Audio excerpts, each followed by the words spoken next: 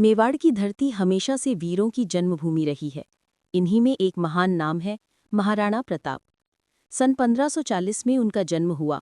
वे बचपन से ही साहसी, तेजस्वी और स्वाभिमानी थे। छोटी उम्र में ही वे तलवारबाजी, घुड़सवारी और युद्धकला में निपुण हो गए। महाराणा प्रताप के जीवन का सबसे महत्वपूर्ण प्रसंग है हल्दी घाटी का युद्ध। सन 1576 में मुगल सम्राट अकबर ने मेवाड़ को झुकाने के लिए अपने सेनापति मानसिंह को विशाल सेना के साथ भेजा।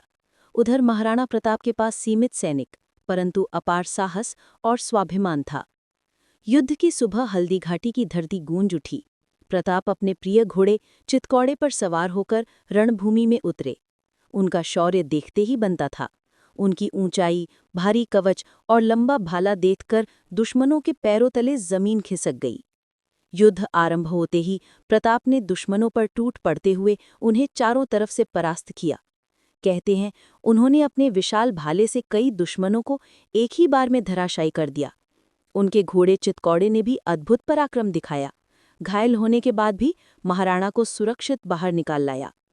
हालांकि इस युद्ध में मेवाड़ की सेना संख्या में कम थी, फिर भी प्रताप ने हार मानना स्वीकार नहीं किया।